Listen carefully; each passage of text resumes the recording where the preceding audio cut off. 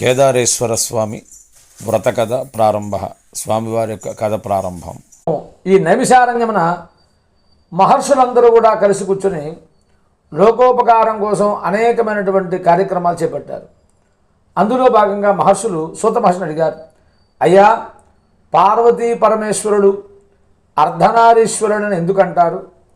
పార్వతీదేవి శంకర దేహార్థం ఏ విధంగా పొందింది? ఈ కేదారేశ్వర స్వామి యొక్క వ్రతం ఏమిటి? కేదారేశ్వర స్వామి యొక్క వ్రతాన్ని ఎలా చేయాలి, ఎప్పుడు చేసుకోవాలి, ఏ విధంగా చేయాలి, అదంతయు కూడా సవిస్తరంగా చెప్పమని చెప్పి అక్కడున్న మహర్షులు వారి యొక్క గురువుగారైన సూత మహర్షిని అడిగారు. అప్పుడు సూత మహర్షి చెబుతున్నారు, నాయనలారా, మీరు లోకహితార్థమే అనగా లోకానికి మంచి చేసేందుకు చక్కని విషయాన్ని అడిగారయ్యా. అది కూడా మీరు అడిగింది ఆ పరమేశ్వరుడు యొక్క వృత్తాంతం, అదంతా చెప్తాను, శ్రద్ధగా వినండి అన్నాడు. పూర్వము భృంగిరీటి అనగా శివగణాల్లో ఒక గణం భృంగిరీటి. ఆ భృంగిరీటి శివుని యొక్క సాక్షాత్కారం కోసం కొన్ని సంవత్సరాలుగా తపస్సు చేశాడు. తపస్సు చేయగా ఒకానొక పర్వదినాన పరమేశ్వరుడు మెచ్చుకొని ఆయన చేసిన తపస్సు మెచ్చి ప్రత్యక్షమై, ఓయి కనులు తెరిచి నన్ను చూడు, నా యొక్క దివ్య సుందరమైన రూపాన్ని చూచి నీవు ఆనందించు, ఏ కార్యార్థం ఏ కోరిక కలిగి నీవు నా తపస్సు గావించితివి అని చెప్పి అడిగాడు పరమేశ్వరుడు. అప్పుడు భృంగీశ్వరుడు చెప్తున్నాడు, అయ్యా పరమేశ్వర, నేను మీ దర్శన భాగ్యం కోరి మాత్రమే మీ తపస్సు చేశాను, కానీ మరి ఎటువంటి కోరిక కామ్యము కూడా నాకు లేదు. మీ దర్శనం ఏంది, నాకు అంతే చాలు స్వామి అన్నాడు. అంతటా పరమేశ్వరుడు ఆనందించి, ఓ భృంగీశ్వర, నీకు ఏదైనా సరే ఒక వరం ఇవ్వాలనుకున్నాను, ఏ వరం కావాలో కోరుకోమని చెప్పారు. అయ్యా, మిమ్మల్ని చూసేదానికన్నా మరొక భాగ్యం ఇంకోటి ఉంటుందా?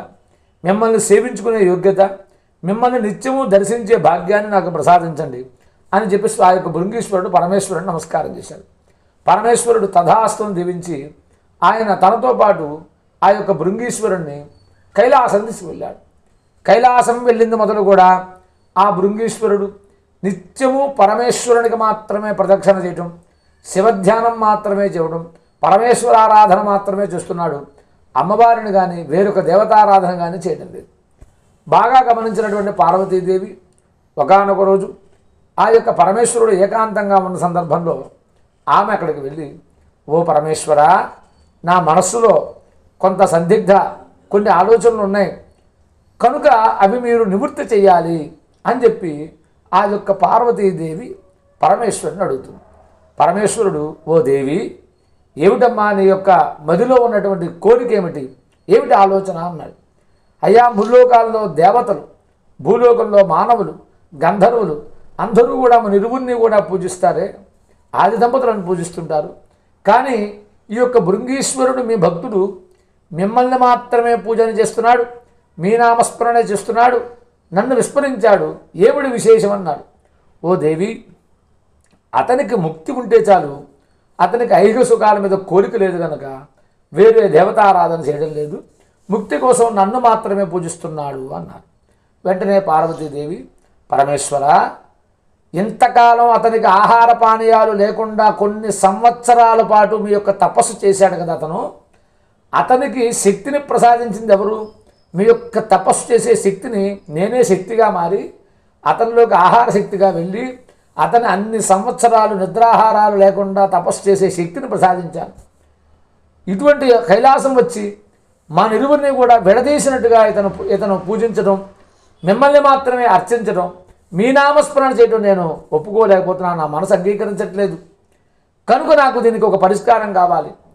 ఇప్పుడు ఈ భక్తుడు వచ్చాడు, ఈ భృంగిరీశ్వరుని చూసి ఇంకెంతమంది వస్తారో కనుక పరమేశ్వర, ఇటువంటివి మనకొద్దు కనుక మీ శరీరంలో సగ భాగాన్ని ఈ రోజు నుంచి నాకు ఇవ్వవలసిందిగా కోరుతున్నానయ్యా స్వామి పరమేశ్వర అని చెప్పి కోరింది.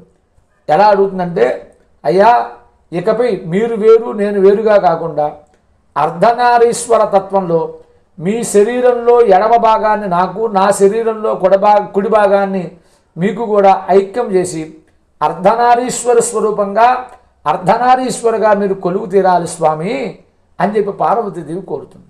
ఓ దేవి, నీవు కోరిన కోరిక సాధ్యమయ్యేది కాదు, మరొకటి ఇదే కోరుకోమని చెప్తారు. అంతటి ఎలాగైనా సరే శంకర దేహార్థం పొందాలనే సంకల్పం చేత పార్వతీ అమ్మవారు కైలాసం వీడి భూలోకానికి వచ్చి గౌతమ మహర్షి ఆశ్రమాన్ని చేరుకుంటుంది.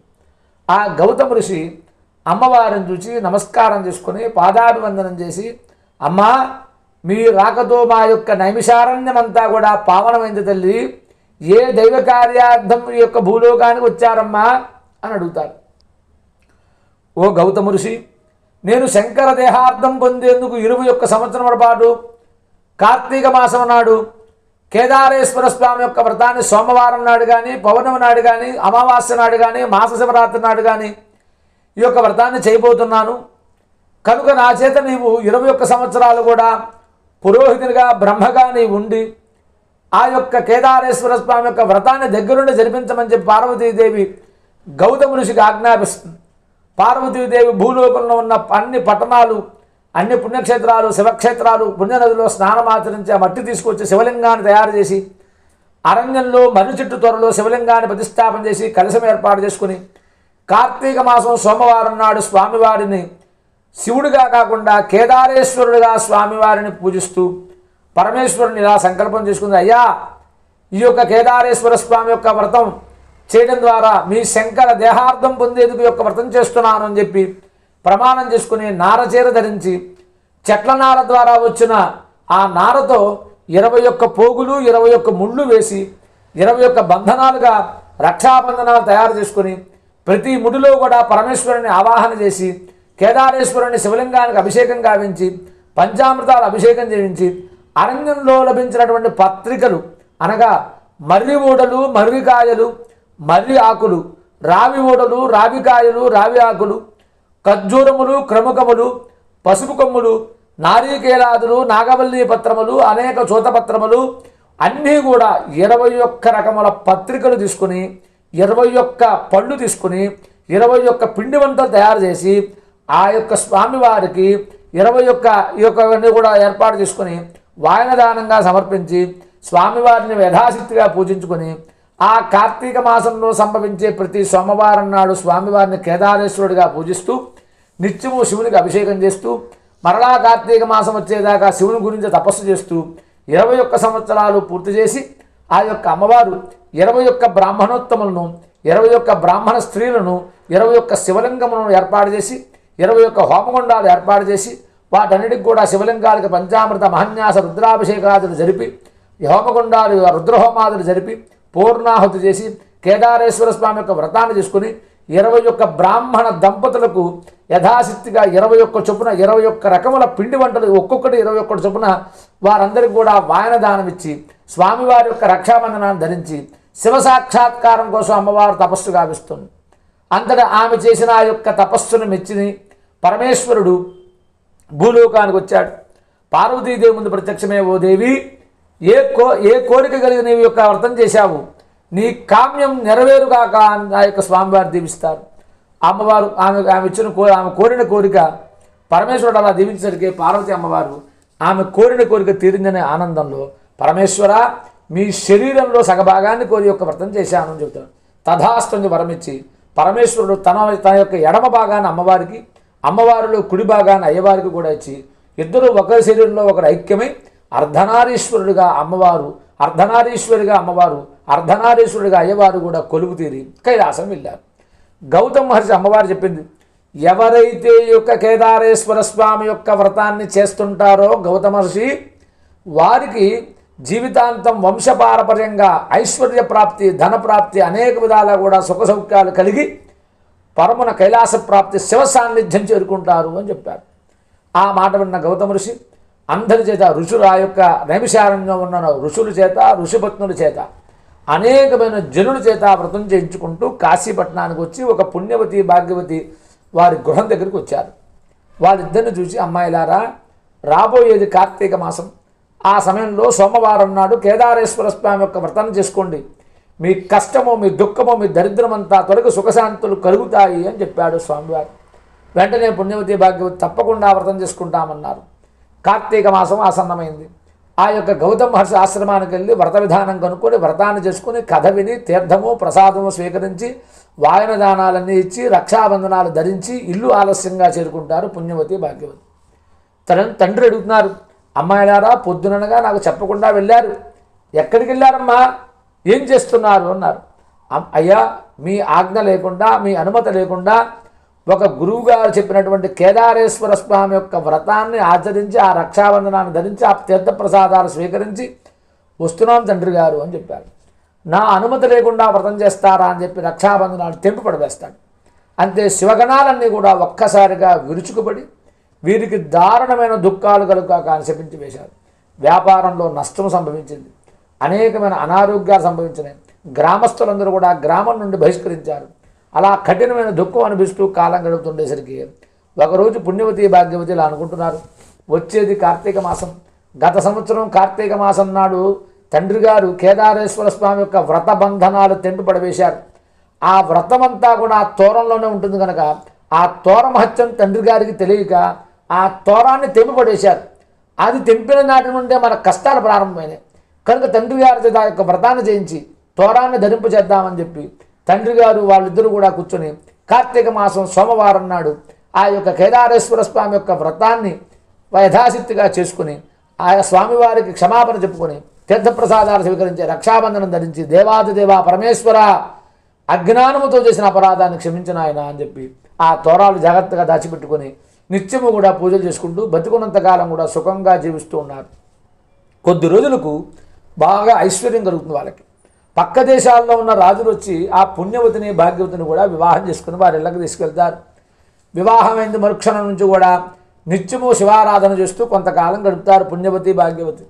ఒకరోజు భాగ్యవతికి కలి ప్రభావం చేత మనసులో చంచలత్వం కలిగి నేను సౌందర్యంగా ఉన్నాను కనుక, నా తండ్రి గారికి ఆస్తి ఉంది కనుక రాజుగారు వచ్చి నన్ను వివాహం చేసుకున్నాడు, కానీ ఇందులో పరమేశ్వరుడు యొక్క మాయే ఉంది అని చెప్పారు. అని మనసులో చంచలత్వం కలిగి లోపల దాచి ఉంచిన రక్షాబంధనాలు తోరాలన్నీ పారవేశారు. ఎప్పుడైతే తోరాలన్నీ ఆ భాగ్యవతి పారవేసిందో ఆ యొక్క రాజుగారు ఆ భాగ్యవతి మీద ఉన్నటువంటి ఆకర్షణ తగ్గిపోయింది, మక్కువ తగ్గిపోయింది. భార్యాభర్తల మధ్య మనస్పర్ధలు కలగడం ప్రారంభమైనాయి. ఆమెకు అనారోగ్యం ప్రాప్తించింది. ఆ యొక్క రాజ్యం మీద శత్రువులు దాడికి దండయాత్రకు వస్తున్నారు. ఇవన్నీ కూడా భాగ్యవతిని వివాహం చేసుకున్నటి నుంచే వచ్చిన ఆయన ఆ యొక్క రాజుగారు అనుకుని కుమారునితో సైతం భాగ్యవతిని రాజ్య బహిష్కరణ చేసేస్తాడు. ఆ యొక్క కుమారుడు బోరుము నేడుస్తూ తన యొక్క పెద్దమ్మగారైన పుణ్యవతి ఇంటికి వెళ్తాడు. అమ్మ పెద్దమ్మగారు, మా అమ్మగారు ఇలా దీనస్థితిలో ఉన్నారు, ఏదైనా ధనము కానీ వస్త్రం కానీ పట్టుకురమ్మని చెప్పారు. ఆ పుణ్యవతి ఆనాడు కార్తీక మాసం అవడంతో వ్రతం చేసుకుంటూ ఉంటుంది, కేదారేశ్వర స్వామి వ్రతం. ఈ బాలుడు అక్కడికి వెళ్ళి అలా జరిగే చెప్పేసరికి కొంత ఆహార పదార్థాలు భోజనం కూడా తీసుకుని ఆ యొక్క బాలుడికి ఇచ్చి పంపిస్తుంది. ఆ బాలుడు సగం దూరం వచ్చేసరికి శివగణాలన్నీ కూడా దొండగులుగా మారి ఆ బాలుడిని కొట్టి ఆ యొక్క పదార్థాలన్నీ మాయం చేసి వెళ్ళిపోతారు. బాలుడు ఏడుస్తూ పెద్దమ్మగారైన పుణ్యవతి దగ్గరికి వస్తాడు, జరిగిందంతా చెప్తాడు. ఆ మరలా కొంత ధనాన్ని ఇచ్చి పంపిస్తుంది. ఎన్ని పర్యాయాలు ధనం తీసుకొచ్చినా వస్త్రాలు తీసుకొచ్చినా వాళ్ళ అమ్మగారి కోసం అన్ని పర్యాయాలు దొంగతనం జరుగుతుంది, దెబ్బలు తగులుతున్నాయి, అనేకమైన ఇబ్బందులు సంభవిస్తున్నాయి. ఇక ఆ యొక్క విషయం తెలుసుకున్నటువంటి పుణ్యవతి ఆ బాలుడి చేత కేదారేశ్వర స్వామి యొక్క వ్రతాన్ని చేపిస్తుంది. తోరబంధనాన్ని ఆ పిల్లవాడికి కడుతుంది.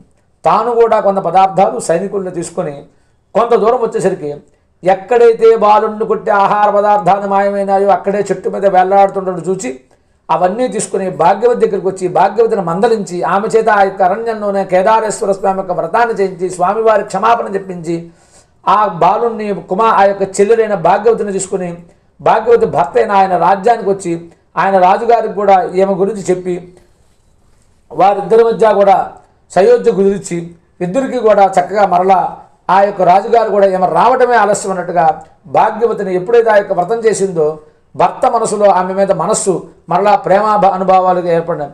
ఆ యొక్క భర్త మనసులో ఆమెకి ఇష్టం ఏర్పడి ఇద్దరిని బాలుని ఆ యొక్క కుమారుణ్ణి భార్యను కూడా ఆహ్వానిస్తాడు.